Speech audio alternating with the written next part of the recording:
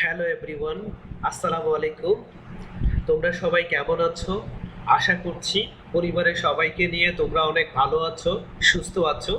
তোমাদের সবাইকে আমি CE413 এর লেকচার নাম্বার 7-এ স্বাগতম জানাচ্ছি। আজকের লেকচারের মূল অবজেক্টিভস হলো different code wise limitation of CFT column, concrete fill tube column. গত লেকচারে আমি তোমাদেরকে FEC column, fully encased composite কলামের ডিফারেন্ট কোড ওয়াইজ লিমিটেশন নিয়ে আলোচনা করেছিলাম। আজকে সিএফটি কলামের ডিফারেন্ট কোড ওয়াইজ লিমিটেশন নিয়ে আলোচনা করব। তো তোমাদের প্রথমের ক্লাসের শুরুতেই বলে দিই, এই যে কোডগুলো বলা হচ্ছে, এই যে সূত্রগুলো বলা হচ্ছে, এই যে লিমিটেশনগুলো তোমাদেরকে শেখানো হচ্ছে, এটা বেসিক্যালি তোমাদের লেকচার নাম্বার 9 থেকে দেখবে কাজে লাগবে। লেকচার নাম্বার 9 থেকে প্রবলেম শুরু করা হবে। তো সেই ক্ষেত্রে দেখবা এই লিমিটেশন, এই সূত্রগুলো অনেক বেশি কাজে লাগবে। তো তাহলে প্রথমত চলো শুরু করা যাক। শুরু করে আসি, তোমরা যখন বিএলসিতে প্রবেশ করবে, বিএলসিতে লেকচার নাম্বার 7-এ আসলে কি দেখতে পাবে, তো চলো সেটা আগে দেখে আসি। তো বিএলসিতে প্রবেশ করার পর দেখবে এরকম যে limitation course concrete fill tube column CFT lecture number 8, যেটা আমাদের লেকচার নাম্বার 7। তো আমাদের lecture content limitation of CFT column, এবং আজকের অবজেক্টিভ হচ্ছে different code wise limitation of CFT column. এবং ডান পাশে দেখতে পাচ্ছ সিএফটি কলামের কিছু প্র্যাকটিক্যাল পিকচার এখানে অ্যাড করা হয়েছে। এবং তোমরা আমি যে লেকচারটা রেকর্ড করছি সেটা তোমরা এখানে পাবে, এবং লাইভ ক্লাসটাও এখানে তোমরা রেকর্ডটা পাবে। এবং আমি যে পিডিএফটা দেখে তোমাদেরকে পড়াচ্ছি বা স্লাইডটা, সেটাও তোমাদের এখানে দিয়ে দেওয়া হবে। এবং at the end of the lecture তোমরা যদি ভালো করে মনোযোগ সহকারে দেখো এবং শুনো, তাহলে তোমরা বেসিক্যালি সিএফটি কলামের বিভিন্ন কোড ওয়াইজ যে লিমিটেশনগুলো আছে, যে সূত্রগুলো আছে, সেগুলো খুব সহজে তোমরা বুঝতে পারবে, এবং যখন প্রবলেম আমরা করব তখন ইনশাল্লাহ খুব ভালোভাবে বুঝতে পারবে। তো আমরা আমাদের যে লেকচার 7-এর মূল যে objectives different code wise limitation of CFT column, তো তাহলে চলো শুরু করি আজকের ক্লাসের মূল অ্যাক্টিভিটিস। তো লেকচার নাম্বার 7-এর প্রথমত code wise limitation of CFT কলামের তোমরা আশা করছি দেখতে পাচ্ছ।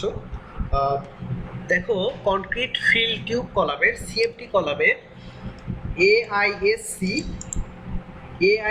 স্পেসিফিকেশনের কিছু লিমিটেশন আছে। সেটা হলো কনক্রিট স্ট্রেংথ, যেটা FC prime.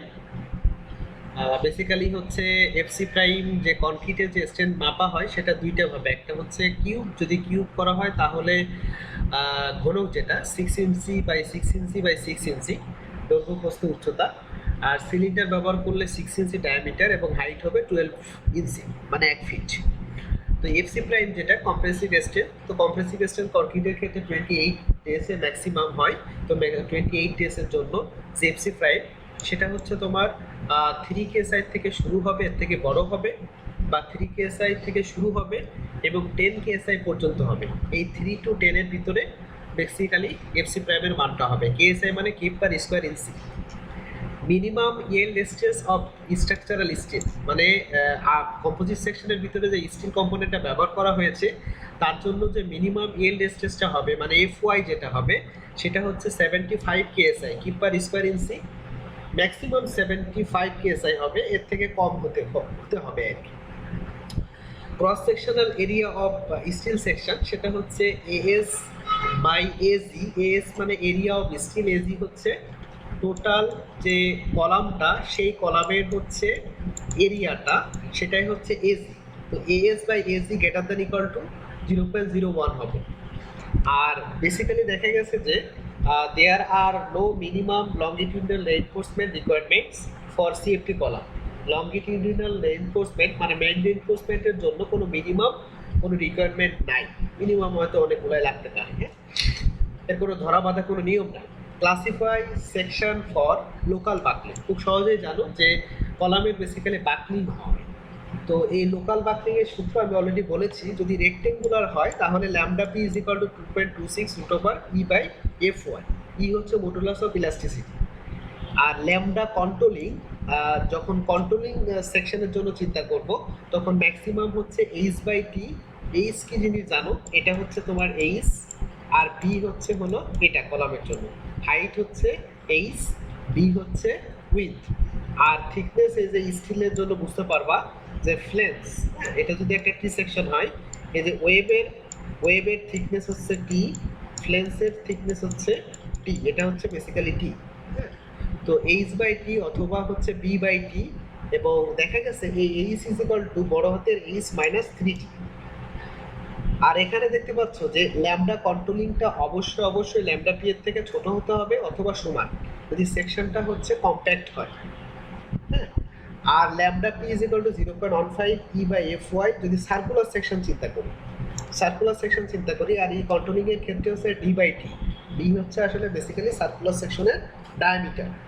Available compressive strength যেটা দেখতে পাচ্ছ সেটা হচ্ছে P N E by N not, F Y S, F Y হচ্ছে যে স্টিলটা তার ইয়েল্ড স্ট্রেস, এস হচ্ছে স্টিলের area, plus C two FC prime, FC prime হচ্ছে কনক্রিটের compressive strength into AC plus ASR area of concrete, আর ASR হচ্ছে এই আরসিসির ভিতরে যে রেইনফোর্সমেন্টটা দেওয়া হয় তার হচ্ছে এরিয়াটা হচ্ছে এএসআর ইন্টু হচ্ছে ইএস বাই ইসি।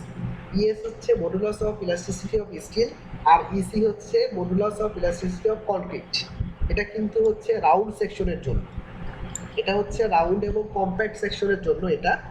আর যেখানে সি2 এর ভ্যালুটা হবে 0.85 ফর রেক্টেঙ্গুলার সেকশন, আর 0.95 ফর হচ্ছে রাউন্ড সেকশন। আর EI effective is equal to ES ISY plus ES ISR plus সি3 ইসি আই সিওয়াই। তার মানে হচ্ছে কনক্রিটের হচ্ছে মডুলাস অফ ইলাস্টিসিটি, কনক্রিটের হচ্ছে মোমেন্ট অফ ইনার্শিয়া ওয়াই অ্যাক্সিসের রেসপেক্ট, আর ইএসআর আইএসআর মানে হচ্ছে আরসিসির ভিতরে যে রেইনফোর্সমেন্টটা ব্যবহার করতেছি তার মোমেন্ট অফ ইনার্শিয়া, আর ওই রেইনফোর্সমেন্টের মডুলাস অফ ইলাস্টিসিটি আইএসওয়াই ইএস, এটা হচ্ছে স্টিলের ক্ষেত্রে যে স্টিল সেকশনটা আমরা ব্যবহার করতেছি তার মোমেন্ট অফ ইনার্শিয়া তার মডুলাস অফ ইলাস্টিসিটি। আর এটা হচ্ছে রেক্টেঙ্গুলারের জন্য এটা হচ্ছে তোমার বি, এখান থেকে এই পর্যন্ত হচ্ছে বি, আর এখান থেকে এই পর্যন্ত বেসিক্যালি ছিল কি ডাব্লিউ ছিল।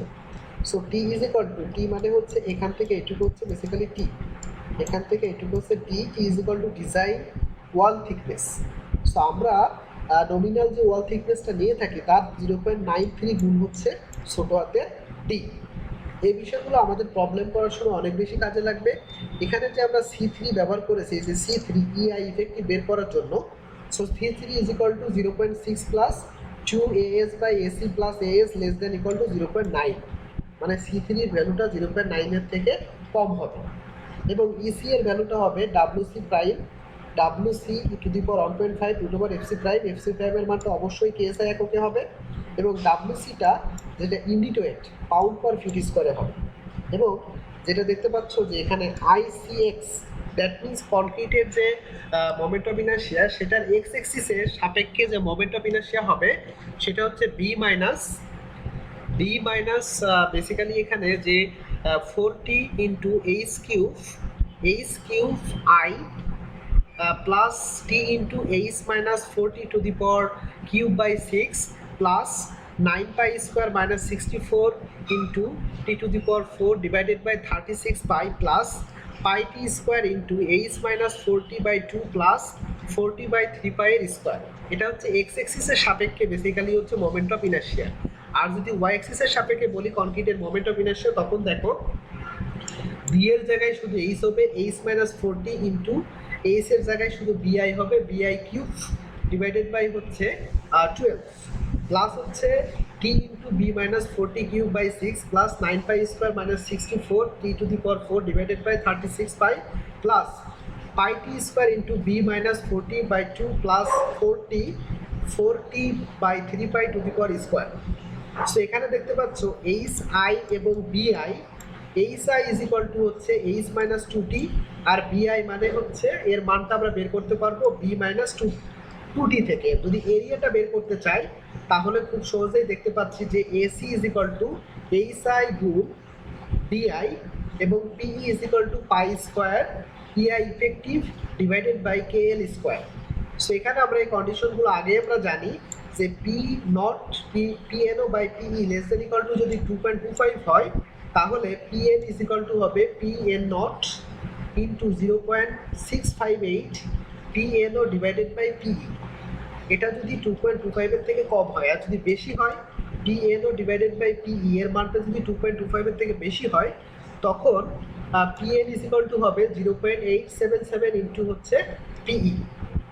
সো এই বিষয়গুলো আমাদেরকে মনে রাখতে হবে।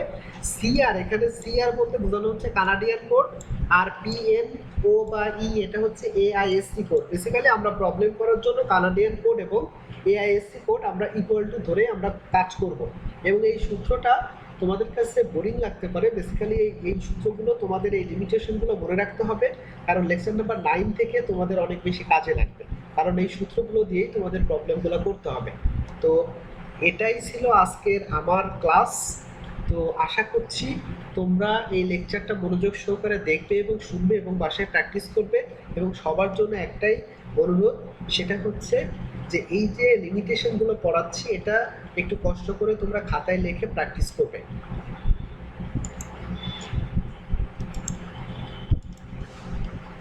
তো তোমরা সবাই অনেক ভালো থেকো, সুস্থ থেকো। ইনশাল্লাহ তোমাদের সাথে যদি সম্ভব হয় ফিজিক্যালি ক্লাস করা তো ইনশাল্লাহ হবে। তো এই পর্যন্ত তোমরা সবাই ভালো থেকো, সুস্থ থেকো। আল্লাহ হাফেজ।